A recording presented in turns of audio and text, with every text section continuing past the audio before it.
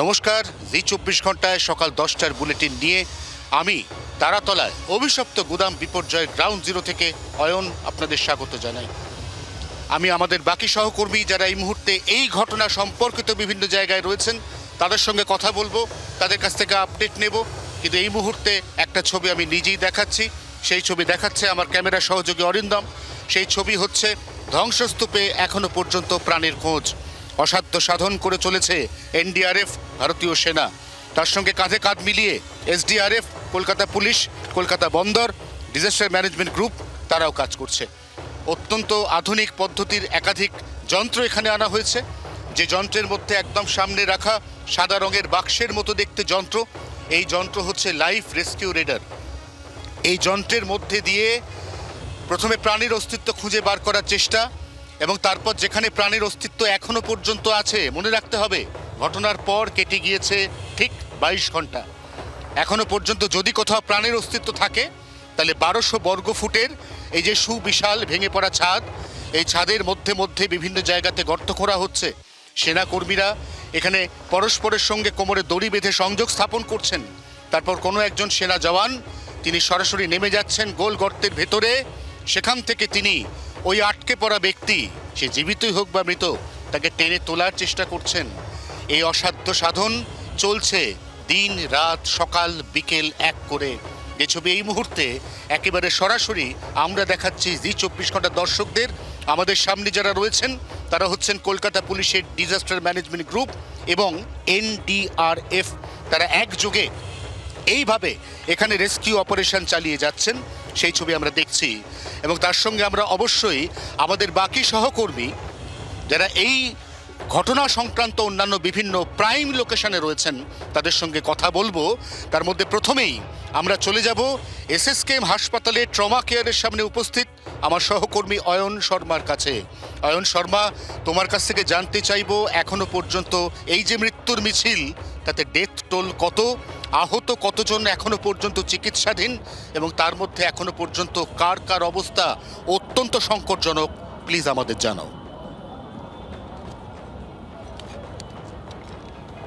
একেবারে দেখো অয়ন, তোমাকে তথ্য দিয়ে রাখি, এসএসকেএম হাসপাতাল আমার পিছনে একেবারে ট্রমা কেয়ার বিভাগ দেখতে পাচ্ছ। কলকাতা পুলিশের যারা আধিকারিকরা তারা রীতিমতো প্রস্তুত রয়েছে একের পর এক তারাতলার যে বিপর্যয় ঘটনায় একের পর এক শ্রমিকদের বডি ইতিমধ্যে এসে পৌঁছাচ্ছে। এবং সরকারি যে হিসাব এখনো পর্যন্ত পাওয়া যাচ্ছে, তোমাকে বলে রাখি অয়ন, যে 9 জনের মৃত্যু হয়েছে এই তারাতলার যে বিপর্যয়ের ঘটনা, সেই 9 জনের ক্ষেত্রে গতকাল একেবারে সরকারিভাবে যেমনটা 5 জনের মৃত্যুর খবর জানানো হয়েছিল, এবং তারপর থেকে কিন্তু গতকাল রাত থেকে যে হিসাব পাওয়া যাচ্ছে সেখানে বলে রাখি আজগার হোসেন 55 বছর বয়স, খিদিরপুরের বাসিন্দা, তার মৃত্যু হয়েছে। এই আজগার হোসেনের বিরুদ্ধেই কিন্তু অভিযোগ রয়েছে লেবার সাপ্লাই করার যে অভিযোগ, যার একেবারে জি 24 ঘন্টা যে খবর গতকাল থেকে সম্প্রচার করছে, যে লেবার কন্ট্রাক্ট যিনি নিয়েছিলেন, যিনি লেবার সাপ্লাই করেছিলেন, সেই আজগার হোসেন, তারও মৃত্যু হয়েছে এই বিপর্যয়ের ঘটনায়। শাহিল সর্দার 17 বছর বয়স, সুন্দরবনের বাসন্তীর বাসিন্দা, তার মৃত্যু হয়েছে। সেও কিন্তু কয়েকদিন আগে শ্রমিক হিসাবে এই তারাতলায় বিপর্যয়ের ঘটনায় কাজে যোগ দিয়েছিল। পাশাপাশি তোমাকে বলে রাখি ঘি কুমার বিহারের মুঙ্গেরের বাসিন্দা, 17 বছরের উপরের বয়স, তার মৃত্যু হয়েছে গতকাল রাতেই এসএসকেএম হাসপাতালে। হাসান ইমাম 44 বছর বয়স, মেটিয়া বুরুজের বাসিন্দা, তারও মৃত্যু হয়েছে। সব মিলিয়ে এখনো পর্যন্ত পুলিশের তরফ থেকে এবং এসএসকেএম হাসপাতালের তরফ থেকে যে মৃত্যু মিছিলের হিসাব তারাতলার বিপর্যয়ের ঘটনায় পাওয়া যাচ্ছে, সব মিলিয়ে 9 জনের মৃত্যু হলো একেবারে পুলিশের তরফ থেকে অফিসিয়ালি যে ডেটা আপডেট করা হচ্ছে সেখানে জানানো হচ্ছে। অয়ন শর্মা ধন্যবাদ। পরিস্থিতির দিকে নজর রাখো, বারবার আসবো তোমার কাছে। বারবার আমরা এই মৃত্যু এবং তার সঙ্গে সঙ্গে যারা আহত, যারা অত্যন্ত ক্রিটিক্যাল, তাদের ঠিক এই মুহূর্তে শারীরিক অবস্থা কীরকম, তারা উন্নতি করলেন কিনা কিছুটা, চিকিৎসকরা তো আপ্রাণ চেষ্টা করছেন যেমনটা তুমি একাধিকবার জানিয়েছো। কিন্তু এই যে এত বড় বিপর্যয়, এই বিপর্যয়ের দায় কার? নিঃসন্দেহে এই বিপর্যয়ের দায় পূর্বতন তৃণমূল সরকারের একটি ভুল হওয়া নকশা। সেই নকশাকে প্রভাব খাটিয়ে পাস করিয়ে দেওয়া হয়েছে। 2017 সালে পাস হওয়া সেই নকশার ওপর আবার নতুন করে একটা রিমডেলিং বা রিকনস্ট্রাকশনের অপচেষ্টা হয়েছে। অকালে প্রাণ তো ঝরে গেল। সহকর্মী বিক্রম দাস এই মুহূর্তে এই যে ঘটনাস্থল তারই অন্য প্রান্ত থেকে আমার সঙ্গে রয়েছেন। বিক্রম, এই যে এত বড় একটা গাফিলতি, এই যে এত বড় একটা ভুল, এখনো পর্যন্ত কি কি প্রশাসনিক পদক্ষেপ, কারা গ্রেফতার, এবং এখনো পর্যন্ত যারা ধরাছোঁয়ার বাইরে, যেমন আমরা জানি তুমি সকালে বড় ব্রেক করেছো, সেটা হচ্ছে অন্যতম কর্ণধার বেহেরা কনস্ট্রাকশনের, তাকে গ্রেফতার করা হয়েছে, অথচ তার ম্যানেজার আমার অপর প্রতিনিধি, আমার অপর সহকর্মী দেবাঞ্জনকে গতকাল জানিয়েছিল যে সে পুরীতে, উড়িষ্যায় পালিয়ে গেছে, অথচ কার্যক্ষেত্রে দেখা গেল তাকে গ্রেফতার করা হয়েছে বেহালায় জেমস লং সরণি থেকে। এরকম আর যারা অপরাধী, যারা অভিযুক্ত, তারা কে কোথায় লুকিয়ে, কি খবর রয়েছে তোমার কাছে, বিক্রম দাস?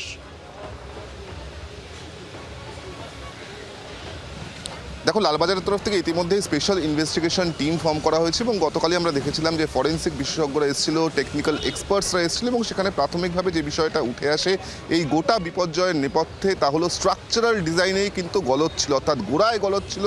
যে প্ল্যান স্যাংশন হয়েছিল সেখানেও গলদ ছিল এবং কিভাবে এই প্ল্যান স্যাংশন হলো সেটা নিয়েও কিন্তু একাধিক প্রশ্ন রয়েছে, তদন্তও চলছে। তারই সঙ্গে সঙ্গে তোমাকে যেটা জানিয়ে রাখবো, এখনও পর্যন্ত এই ঘটনায় 5 জনকে গ্রেফতার করা হয়েছে, যিনি এই কনস্ট্রাকশন কোম্পানির অন্যতম কর্ণধার এবং তার সঙ্গে সঙ্গে যেই ল্যান্ডটি নেওয়া হয়েছিল, যে লিজে ল্যান্ডটি নেওয়া হয়েছিল তার অন্যতম লিজি, তাকে কিন্তু গ্রেফতার করা হয়েছে। মূলত শম্ভুনাথ বেহেরা, তাকে জেমস লং সরণিতে তার বাড়ি থেকে গতকাল গভীর রাতে গ্রেফতার করে কলকাতা পুলিশের আধিকারিকরা। তার পাশাপাশি আমরা যেটা জানতে পারছি, গুলজার হোসেন, যিনি অয়ন ট্রেডার্সের সুপারভাইজার, তাকে গ্রেফতার করা হয়েছে। কমল সামন্ত, যিনি structural engineer, iron structure engineer, তাকে গ্রেফতার করা হয়েছে। দিবাকর ভান্ডারী, যিনি লেবার সাপ্লায়ার কাম ট্রাইমেক্স কন্ট্রাক্টর, তাকেও গ্রেফতার করা হয়েছে। এবং গুরুত্বপূর্ণভাবে কলকাতা পুরসভার তরফ থেকে যেই ব্রোকার, যিনি প্ল্যান স্যাংশন করিয়ে দিয়েছিলেন, মধ্যস্থতা করেছিলেন, সেই আব্দুল হামিদ, তাকেও কিন্তু গ্রেফতার করা হয়েছে। সব মিলিয়ে এখনো পর্যন্ত 5 জনকে গ্রেফতার করা হয়েছে, আরও বেশ কয়েকজনকে জিজ্ঞাসাবাদ করা হচ্ছে। এবং ইতিমধ্যেই কলকাতা পুলিশের আধিকারিকরা যেটা জানাচ্ছেন যে প্রাথমিকভাবে তদন্ত করতে গিয়ে তারা যেটা মনে করছেন, এই যে এতগুলো মৃত্যুর ঘটনা, কার্যত মৃত্যু মিছিলের ঘটনা, ভয়াবহ বিপর্যয়ের ঘটনা, তার নেপথ্যে কিন্তু অন্যতম বিষয় যেটা উঠে আসে তা হলো স্ট্রাকচারাল ডিজাইনেই গলদ ছিল। তার সঙ্গে সঙ্গে যে প্ল্যান স্যাংশন হয়েছিল সেখানেও কিন্তু গলদ ছিল। যেটা মনে করা হচ্ছে যে এই প্ল্যান যেটা স্যাংশন করা হয়েছিল তা কিন্তু প্রভাবিত করে করা হয়েছিল, অর্থাৎ ইনফ্লুয়েন্স খাটিয়ে করা হয়েছিল। সেক্ষেত্রে আব্দুল হামিদের মতন একাধিক ব্যক্তি এই কাজে নিযুক্ত ছিল।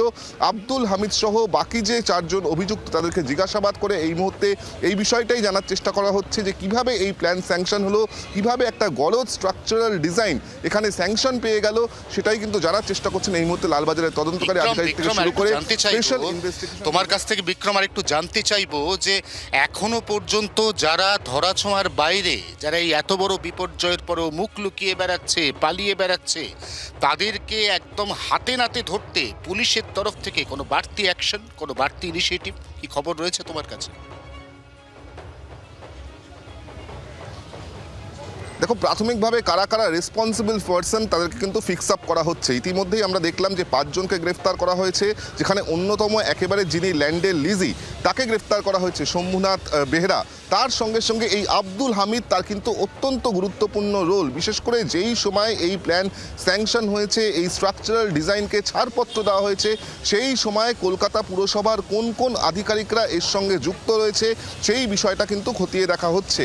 স্থানীয় কাউন্সিলর থেকে শুরু করে ব্যুরো কমিটির চেয়ারম্যান, তাদের ভূমিকা কি ছিল সেটাও খতিয়ে দেখা। গতকাল মুখ্যমন্ত্রী শুভেন্দু অধিকারী এবং পুরো নগর উন্নয়ন মন্ত্রী অগ্নিমিত্রা পাল ইঙ্গিত দিয়েছিলেন যে কাউকে রেয়াত করা হবে না, পুলিশ কিন্তু ইতিমধ্যেই অ্যাকশনে নেমেছে। আমরা ইতিমধ্যেই জানতে পারছি কারা আহত হয়ে হাসপাতালে ভর্তি, অয়ন শর্মা জানাচ্ছেন, কারা মৃত এখনো পর্যন্ত আমরা জানতে পারছি আমাদের সহকর্মীদের কাছ থেকে। কিন্তু এখনো পর্যন্ত ধ্বংসস্তূপের নিচে আটকে কারা, তাদের আত্মীয়দের মনের মধ্যে কি চলছে একবার ভাবুন তো। তারা গতকাল সন্ধে গড়িয়ে বিকেল, তারপর মধ্যরাত, তারপর শেষ রাত, তারপর ভোর, তারপর হয়ে গেল সকাল, এখনো পর্যন্ত শুধু এইটুকু খবরের জন্য কখনো ধ্বংসস্তূপ, কখনো হাসপাতাল হাতড়ে বেড়াচ্ছেন, দু চোখে শূন্যতা নিয়ে যে তাদের প্রিয়জন, তাদের নিকট আত্মীয় তারা কোথায় আছেন, ধ্বংসস্তূপের নিচে, ধ্বংসস্তূপ থেকে কোনো রকমে তারা বেরোতে পেরেছেন। এই উৎকণ্ঠা সত্যি সত্যি সামনে থেকে না দেখলে বিশ্বাস করা যায় না। আমরা এরকম কিছু পরিবার যারা এখনো পর্যন্ত সন্ধান পাননি তাদের প্রিয়জনের, তাদের সঙ্গে কথা বলেছি, দেখুন। मेरा रिश्तेदार सब है, भतीजा है, बड़ा भाई एक हमारा था। उस समय आप कहाँ पे थे? आप भी यहाँ पे? नहीं, हम उड़ीसा से आए हैं। हमें 2 बजे आए ना, तो उसके बाद फ़ोन किया वहाँ से, तो तो बोला कि कलम के पास में हम फंसा हुआ है, अंदर से बोला है। अच्छा, तो हम लोग आए हैं तो उसको निकाले हैं, 2 गो निकला है, एगो डेट किया हुआ निकला। 6 था ना? हाँ, उसमें से कितने को निकल पाए? 5 निकला 5 है। निकला है। एक खाली हाँ, अच्छा, तो अभी पता भी नहीं चल रहा है कि वो अंदर नहीं, कैसे है। हाँ, अभी कोई पता नहीं चला।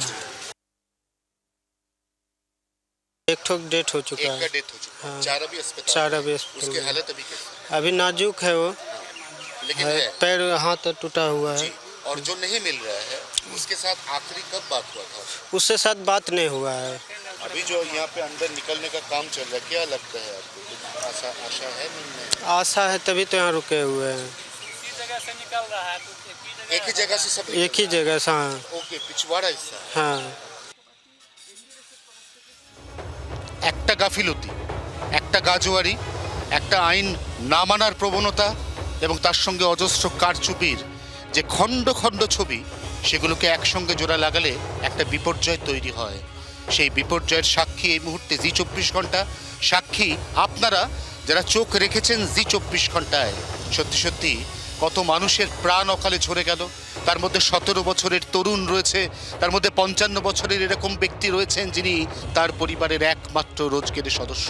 এই এতগুলো পরিবার শুধুমাত্র একটি গাফিলতির জন্য আজ পথে বসলো, তাদের জীবনে নেমে এলো শূন্যতা।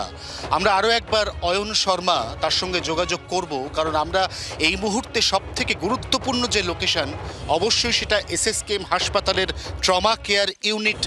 যে ট্রমা কেয়ার ইউনিটে প্রতি মুহূর্তে নজর রাখছেন আমার সহকর্মী অয়ন শর্মা, কারণ সেখান থেকে প্রতি মুহূর্তেই একটার পর একটা অপ্রিয় খবর আসছে। কখনো সেখানে মৃত্যু মিছিল বাড়ছে, কখনো সেখানে যারা আহত তাদের অবস্থা আরও বেশি সিভিয়ারলি ক্রিটিক্যাল হচ্ছে। অয়ন শর্মা, তোমার কাছ থেকে আরেকবার জানতে চাইবো, যদিও কিছুক্ষণ আগে তোমার সঙ্গে কথা হলো, এই মুহূর্তে যারা এখান থেকে সরাসরি এই সেনার তৈরি অস্থায়ী হাসপাতাল হয়ে চলে যাচ্ছেন এসএসকেএম ট্রমা কেয়ারে, তাদেরকে তাৎক্ষণিক চিকিৎসার যে ব্যবস্থা, যে বন্দোবস্ত গতকাল যার ইঙ্গিত দিয়েছিলেন রাজ্যের স্বাস্থ্যমন্ত্রী, মুখ্যমন্ত্রী সবাই, সেই ব্যবস্থাপনাটা কীরকম এবং তার সঙ্গে অবশ্যই যারা চিকিৎসাধীন তাদের শারীরিক অবস্থা কীরকম, লেটেস্ট আপডেট অয়ন শর্মা। একেবারে দেখো অয়ন, তোমাকে দেখিয়ে দিই। প্রথমে একটা কলকাতা পুলিশের তরফ থেকে একটা হেল্প ডেস্ক খোলা হয়েছে এবং সেখানে ইতিমধ্যে দেখো কলকাতা পুলিশের যারা আধিকারিকরা তারা কিন্তু একটা হেল্প ডেস্ক খুলে একটা একবারে ডেটা মেনটেন করছেন। যারা আসছেন, কোথা থেকে আসছেন, কী ধরনের একেবারে সমস্যা, সমস্ত কিছু কিন্তু দেখা হচ্ছে হেল্প ডেস্ক খুলে। এবং সেখান থেকে পুলিশের তরফ থেকে কিন্তু প্রথমে যে কোনো অ্যাম্বুলেন্স যদি আসে, প্রথমত অ্যাম্বুলেন্স এসে ঠিক এই পজিশনে দাঁড়াচ্ছে এবং সেখানে কলকাতা পুলিশের যারা আধিকারিকরা তারা পরিচয় নিচ্ছেন যে তারাতলার থেকে এসেছেন এবং সেখান থেকে তার কী নাম, যারা এসছেন পরিবারের সদস্যরা তাদের থেকে কিন্তু পরিচয় সমস্ত কিছু একেবারে নিচ্ছেন। সেই হেল্প ডেস্ক ইতিমধ্যেই খোলা হয়েছে এবং কলকাতা পুলিশের তরফ থেকে আধিকারিকরা তারা ইতিমধ্যেই সেই বিষয়টা কিন্তু পর্যালোচনা করছেন। এবং তোমাকে বলে রাখি যে এখনও পর্যন্ত সকাল থেকে যাদেরকে আনা হয়েছে একেবারে ওই জায়গা থেকে, তারাতলার যে বিপর্যয়ের ঘটনাস্থল সেখান থেকে যাদেরকে আনা হয়েছে, 3 জনকে সকাল থেকে এখনও পর্যন্ত আনা হয়েছে। তাদেরকে একেবারে ব্রড ডেড মৃত অবস্থায় আনা হয়েছে। এবং সেই জায়গায় দাঁড়িয়ে তোমাকে বলে রাখি যে তোমার প্রশ্ন ছিল যে 20 জন ভর্তি রয়েছেন তাদের শারীরিক অবস্থা কী রকম, সেখানে দাঁড়িয়ে তোমাকে বলে রাখি এসএসকেএম হাসপাতালের সূত্র মারফত যে এখনও পর্যন্ত খবর পাওয়া যাচ্ছে এবং সেখান থেকে যেমনটা জানা গিয়েছে যে 2 জনের শারীরিক অবস্থা অতি সংকটজনক, যেমনটা হাসপাতালের তরফ থেকে বলা হচ্ছে। এবং যে 2 জনের কথা আমি বলছি এবং তোমাকে বলে রাখি, এই 2 জনের মধ্যে রয়েছে রাজেশ রুই দাস, তার 25 বছর বয়স, তিনি D2 বেড নাম্বার 3-তে ভর্তি রয়েছেন এবং তার মাথায় চোট রয়েছে, হাড় ভেঙেছে শরীরের বিভিন্ন অংশের, ট্রমা কেয়ারের রেড জোনে ভর্তি রয়েছে, অর্থাৎ শারীরিক অবস্থা অতি সংকটজনক। পাশাপাশি বোদান মুন্ডা 28 বছরের এক মহিলা, তার শরীরের বিভিন্ন অংশে আঘাত রয়েছে, যেমনটা হাসপাতাল সূত্র মারফত খবর। D1 বেড নাম্বার 6 এখানে ভর্তি রয়েছে। আর ট্রমা কেয়ারের যে রেড জোন, সেই রেড জোনে চিকিৎসাধীন রয়েছে এই বোদান মুন্ডা, অর্থাৎ 2 জনের শারীরিক অবস্থা অতি সংকটজনক। তাদের একেবারে চিকিৎসার জন্য একটি 6টি বিভাগ, সার্জারি বিভাগ, একেবারে plastic surgery, neuro surgery, general surgery, এই এমার্জেন্সি মেডিসিন, তাদেরকে নিয়ে একটি 6টি বিভাগের চিকিৎসকদের নিয়ে একটি মেডিকেল বোর্ড গঠন করা হয়েছে। তারা কিন্তু গোটা বিষয়টা একেবারে খতিয়ে দেখছেন, শারীরিক অবস্থা রীতিমতো টাইম টু টাইম পরিমাপ করছেন। 2 জনের অবস্থা অতি সংকটজনক, বাকি 18 জন এখনো পর্যন্ত আউট অফ ডেঞ্জার, শারীরিক অবস্থা স্থিতিশীল, এমনটাই কিন্তু হাসপাতালের তরফ থেকে জানানো হচ্ছে। অয়ন।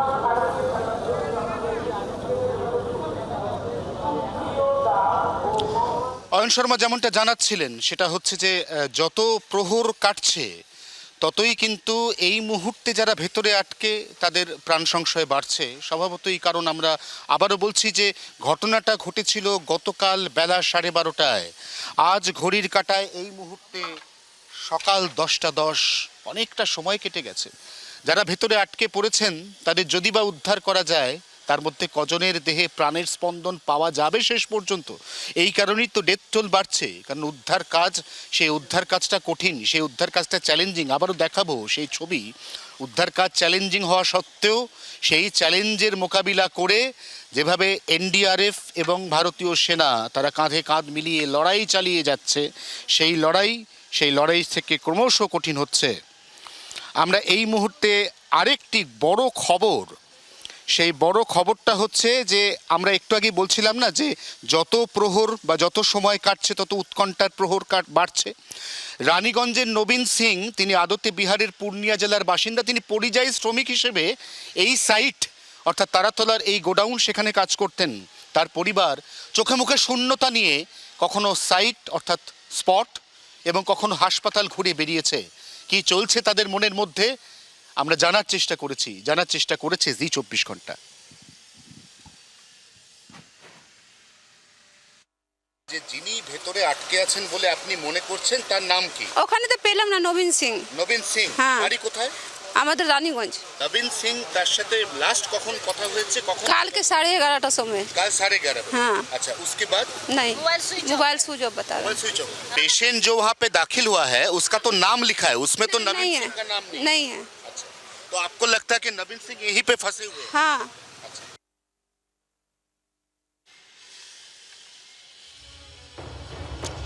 গতকাল মুখ্যমন্ত্রী নিজে ঘটনাস্থলে এসেছিলেন, তারপর নবান্নে ফিরে গিয়ে একটি সংক্ষিপ্ত সাংবাদিক বৈঠক করেছিলেন।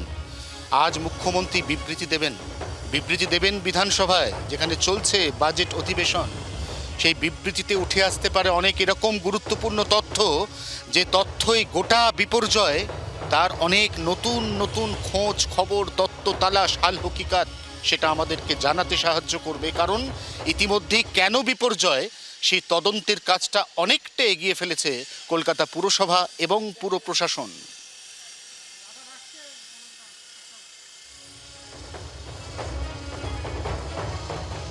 আমরা এই বিষয়ে আরো ডিটেল জানবো। শ্রেয়সী গঙ্গোপাধ্যায় আমার সহকর্মী এই মুহূর্তে রয়েছেন আমাদের সঙ্গে টেলিফোনে। শ্রেয়সী, আজ অত্যন্ত গুরুত্বপূর্ণ বিবৃতি মুখ্যমন্ত্রী শুভেন্দু অধিকারীর বিধানসভায়, কি আপডেট রয়েছে তোমার কাছে? দেখো, আমি তোমাকে যেটা জানিয়ে রাখি যে আজকে সকাল 11টার সময় যখন বিধানসভা শুরু হবে তখনই কিন্তু যেটা জানা যাচ্ছে যে মুখ্যমন্ত্রী তিনি বিধানসভায় গোটা ঘটনা নিয়ে কিন্তু কার্যত তিনি বিবৃতি দেবেন, এমনটাই কিন্তু জানা যাচ্ছে। এক্ষেত্রে বিধানসভার যেটা নিয়ম, যে বিধানসভা যখন অধিবেশন চলে তখন বড় কোনো ঘটনা ঘটলে সেক্ষেত্রে কিন্তু বিধানসভাতে দাঁড়িয়ে বিবৃতি দিতে হয় সংশ্লিষ্ট দপ্তরের মন্ত্রীকে অথবা মুখ্যমন্ত্রীকে।